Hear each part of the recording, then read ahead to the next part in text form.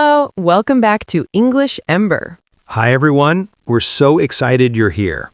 I'm Ella. And I'm James. On this channel, we help you practice real everyday English through natural conversations. Today we're going to talk about something important, but sometimes uncomfortable. How to talk about money in English. Money is a sensitive topic in many cultures, but it's important to know how to discuss it appropriately in different situations. Please remember to like this video and subscribe to English Ember for more English practice. It really helps us grow. Let's get started. So, James, do you find it easy or difficult to talk about money? Honestly, it depends on the situation.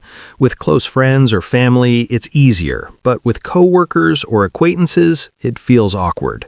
I feel the same way. In American culture, money can be a taboo subject. People don't always want to share their financial details. That's true, but there are many situations where we need to discuss money, whether we're comfortable or not. Exactly. So let's learn the vocabulary and phrases that make these conversations easier and more natural. Good idea. Let's start with basic money vocabulary. The currency in the United States is the dollar. Right. We use dollar bills and coins. Bills come in denominations of $1, $5, $10, $20, $50, and $100. Coins include pennies, which are 1 cent, nickels at 5 cents, dimes at 10 cents, and quarters at 25 cents. When talking about prices, we say it costs $10, or that'll be $15.50, which means $15.50. Americans often drop the word dollars in casual conversation. Instead of $20, people just say 20 bucks.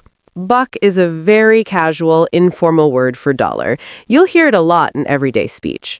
Now, let's talk about earning money. What phrases do people use to discuss their income? The most direct question is, how much do you make? Or, what's your salary? But these questions are actually quite personal. In American culture, asking someone directly about their salary is often considered rude, unless you're very close friends or family. That's an important point.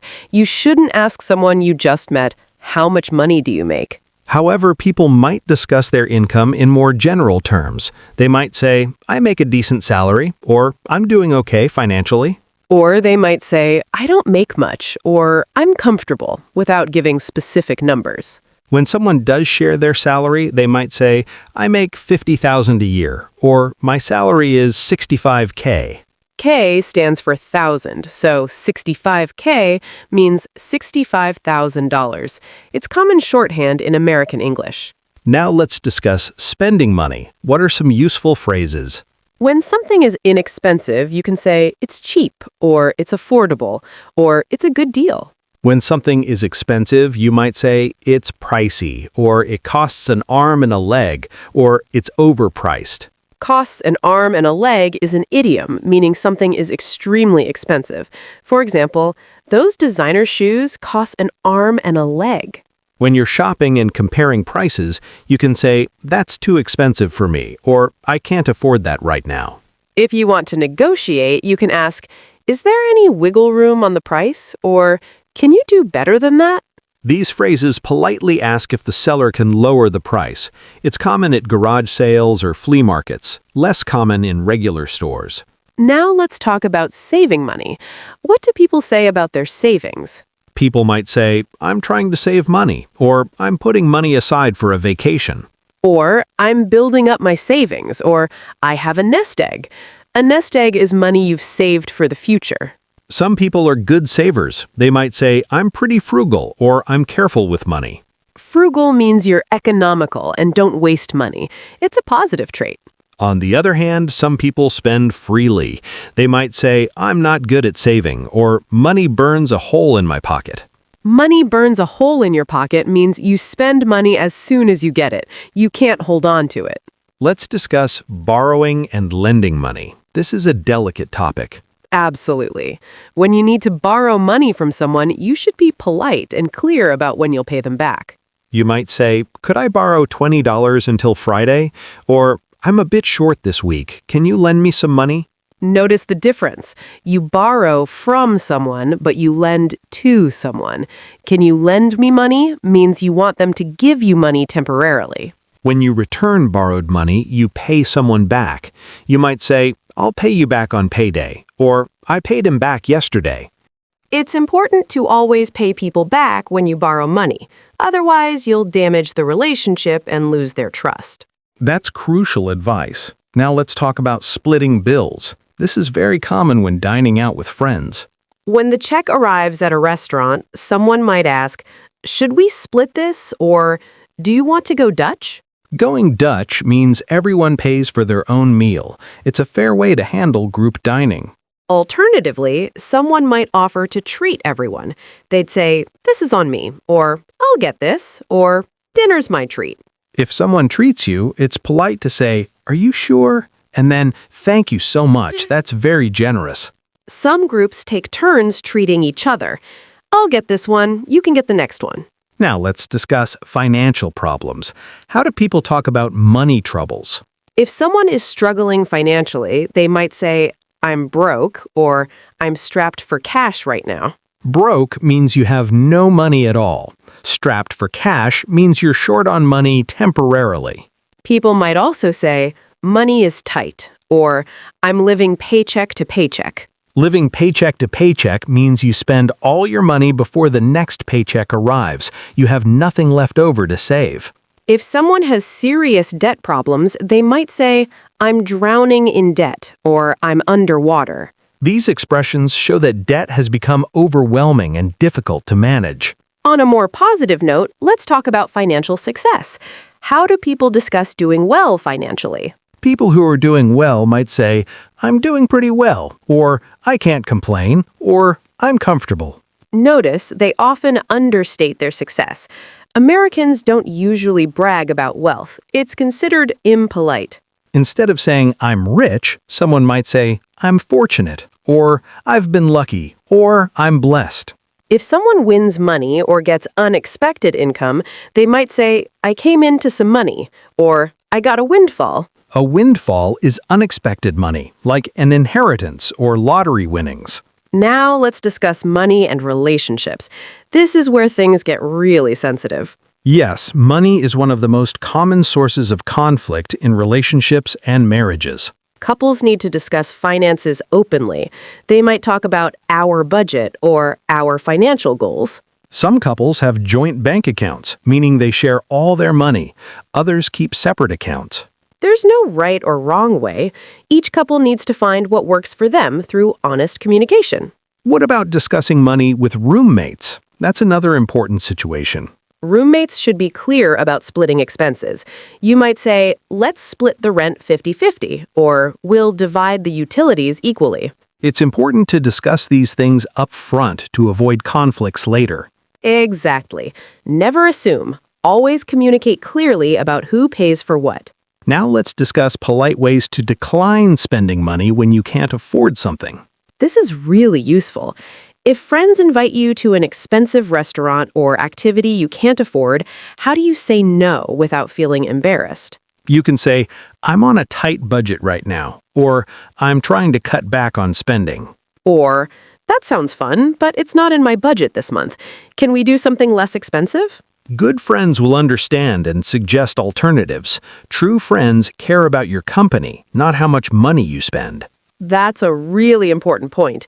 You shouldn't feel pressured to spend money you don't have to keep up with others. Let's discuss tipping culture in America. This is crucial for visitors and immigrants to understand. Tipping is expected in America. At restaurants, the standard tip is 15 to 20% of the bill. For excellent service, you might tip 20 to 25%.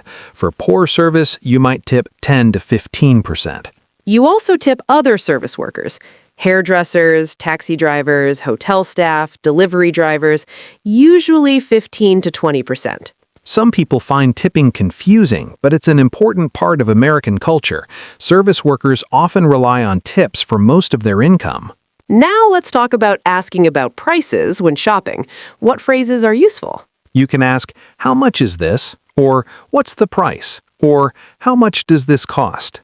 If something doesn't have a price tag, you can say, Excuse me, this doesn't have a price. How much is it? When checking out, the cashier might say, that'll be $25.43, or your total is $56.12. You can pay with cash, credit card, or debit card. The cashier will ask, how will you be paying today? Or, cash or card? Now let's review some important vocabulary and expressions we've used today. Good idea.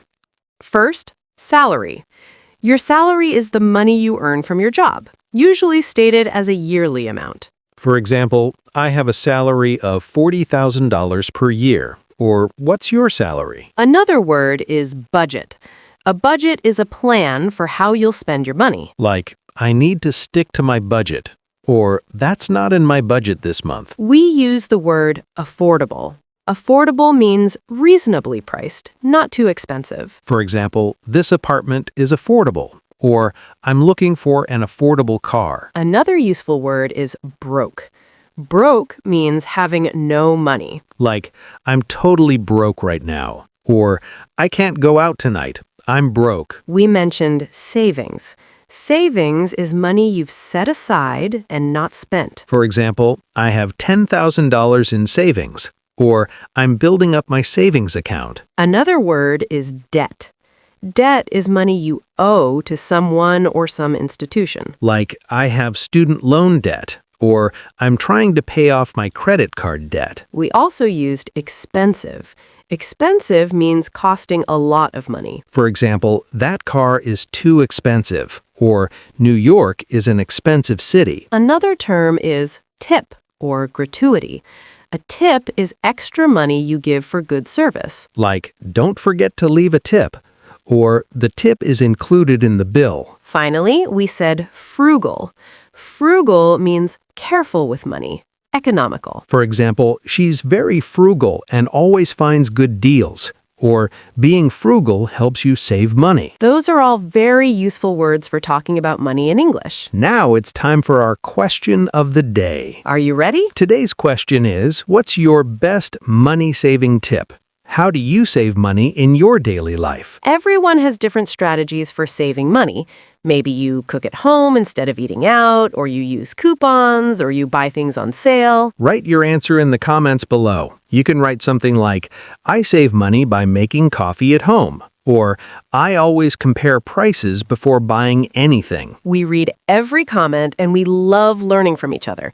Your tips might help other viewers save money too. Don't be shy. Share your money-saving wisdom with us. So, to summarize today's conversation, we talked about how to discuss money in English. We covered basic money vocabulary like dollars, bills, coins, and informal terms like bucks. We discussed how to talk about earning money, spending money, and saving money with appropriate phrases and expressions. We talked about borrowing and lending money, splitting bills, and treating friends. We covered how to discuss financial problems politely and how to decline spending when money is tight. We explained American tipping culture and shopping vocabulary. And we reviewed important vocabulary related to money and finances. We hope this conversation helps you feel more confident discussing money in English. Remember, money talks are easier when you know the right words and phrases. Thank you so much for watching English Ember today. We really appreciate your support. If you enjoyed this video, please give it a thumbs up